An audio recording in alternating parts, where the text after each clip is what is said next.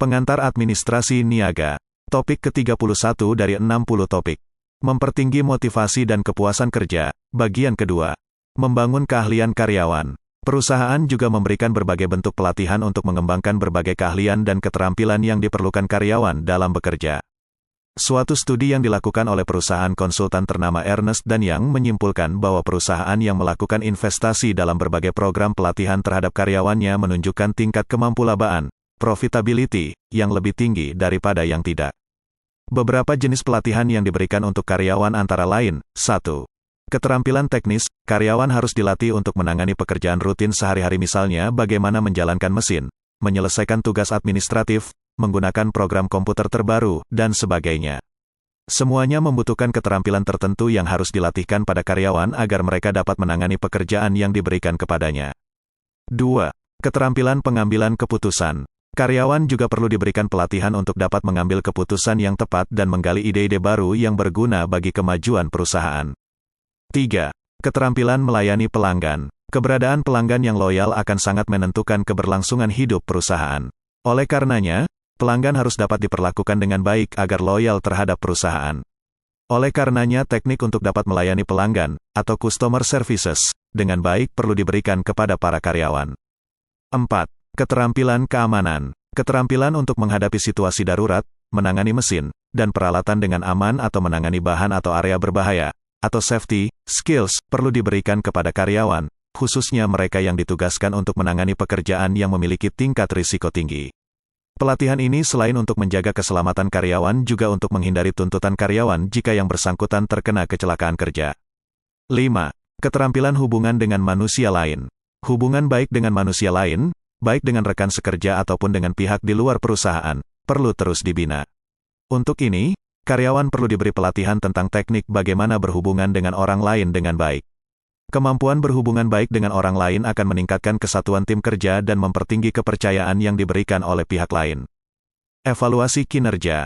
Karyawan seringkali memersepsikan evaluasi atas kinerja yang dicapainya hanya sebagai metode untuk dapat memperoleh kenaikan pendapatan belaka.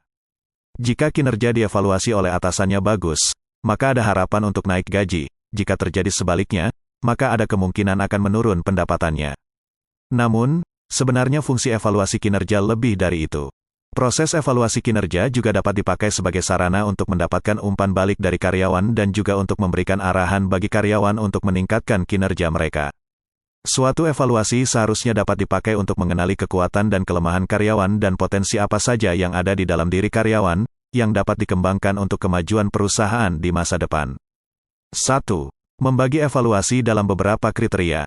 Kinerja keseluruhan dari para karyawan pada umumnya didasarkan pada berbagai kriteria yang berbeda. Masing-masing tugas dan posisi yang dipegang karyawan harus dinilai secara berbeda, tergantung pada jenis pekerjaan yang ditangani. Bagi seorang penjahit, faktor kecepatan kerja mungkin akan dinilai penting. Namun, sebaliknya bagi perawat, faktor kesabaran menangani pasien mungkin akan dinilai lebih utama. Bidang pekerjaan yang berbeda akan membutuhkan kriteria penilaian yang berbeda pula. Mengenai kriteria yang ditentukan, ada yang bersifat objektif dan ada pula yang bersifat subjektif. Kriteria yang bersifat objektif misalnya kemampuan produksi yang dihasilkan per minggu, jumlah hari absen, jumlah produk yang rusak yang diakibatkan oleh kecerobohan karyawan dan sebagainya. Dikatakan objektif karena ukurannya jelas. Sebaliknya, ada kriteria yang bersifat subjektif misalnya kesediaan karyawan membantu rekan sejawat atau tingkat perhatian karyawan terhadap reputasi perusahaan. Hal semacam itu tersebut sulit diukur, dan biasanya pimpinan perusahaan yang dapat memberikan penilaian seperti ini. 2. Menggunakan lembar penilaian kinerja. Pimpinan unit atau pengawas biasanya diminta untuk mengisi lembar penilaian kinerja setiap akhir tahun. Di dalam lembar penilaian kinerja tersebut terdapat kriteria-kriteria yang digunakan oleh perusahaan dalam menilai kinerja karyawannya. Di sini penting untuk diperhatikan agar pengawas dapat menginformasikan kriteria yang ada kepada karyawan yang dinilai. Ini perlu agar karyawan merasa diperlakukan dengan adil dan sesuai dengan kriteria yang dituntut untuk satu bidang pekerjaan. Dalam melakukan penilaian, ada yang memberi bobot sama terhadap semua kriteria, namun lebih baik kriteria yang ada diberi bobot yang berbeda yang disesuaikan dengan jenis dan lingkup pekerjaan yang dilakukan karyawan. Sebagai contoh, pegawai bank tellers, akan dinilai berdasarkan tingkat kecepatan mereka dalam menangani transaksi dengan pelanggan, kualitas atau akurasi dalam menghitung atau menangani uang yang ditransaksikan, dan kemampuan mereka dalam memberi kepuasan kepada pelanggan. Mengenai tingkat kecepatan mungkin dapat dipantau oleh pengawas setiap waktu, sementara tingkat akurasi diukur berdasarkan neraca yang dihitung tiap akhir jam kerja, dan kepuasan pelanggan diukur berdasarkan umpan balik yang diberikan oleh pelanggan. Kriteria yang berbeda-beda tersebut seharusnya diberi bobot yang berbeda sebab beberapa hal atau tugas dipandang lebih penting dari tugas yang lain. Dari contoh pegawai bank tersebut, kita bisa mencontohkan pembobotan sebagai berikut. Kecepatan dalam menangani transaksi, 30%. Akurasi dalam menangani transaksi, 50%. Kepuasan pelanggan, 20%. Karena bank adalah menangani masalah keuangan maka dalam contoh tersebut, unsur akurasi dalam menangani transaksi diberi bobot yang lebih tinggi dibandingkan dengan unsur atau kriteria yang lain. Yang perlu diperhatikan adalah bahwa pembobotan ini harus dikomunikasikan kepada karyawan ketika mereka mulai menempati posisi kerja dalam bidang tersebut, sehingga mereka dapat memahami kriteria apa yang paling penting ketika dilaksanakan suatu evaluasi. 3. Tahap-tahap evaluasi kinerja. Perusahaan dapat mengikuti langkah-langkah yang dapat dilakukan untuk melaksanakan evaluasi kinerja berikut ini. Langkah-langkah ini dimaksudkan agar penilai juga memperhatikan hak-hak yang dimiliki karyawan. Sehingga jika terjadi suatu kasus, tidak akan dituntut di kemudian hari. Adapun langkah-langkah tersebut adalah sebagai berikut. A. Pengawas atau pemimpin unit harus mengomunikasikan tanggung jawab yang harus dipenuhi oleh karyawan ketika mereka mulai direkrut. Komunikasi ini sebaiknya tertulis sehingga jika salah satu pihak tidak memenuhi kewajibannya, ada bukti tertulis yang bisa dijadikan pegangan. B. Ketika pengawas melihat adanya kesalahan atau kekurangan yang dilakukan oleh karyawan, pengawas seharusnya menginformasikan apa yang salah atau kurang tersebut kepada karyawan bersangkutan. Karyawan juga diberi hak untuk menjelaskan kenapa bisa terjadi kesalahan atau kekurangan tersebut. Kemudian pengawas memberikan balas waktu tertentu bagi karyawan untuk memperbaiki kesalahan atau kekurangan yang dimiliki. C. Pengawas harus bersikap konsisten dan adil ketika memberikan evaluasi kinerja.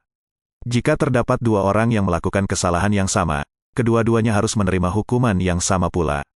Tidak boleh pilih kasih dalam memberikan penilaian. 4.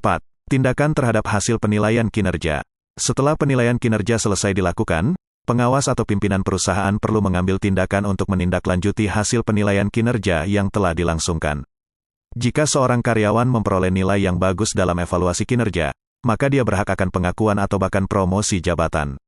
Jika karyawan yang berkinerja bagus tidak diakui hasil kerjanya, maka hal itu akan mengurangi motivasi atau semangat dari karyawan untuk berprestasi.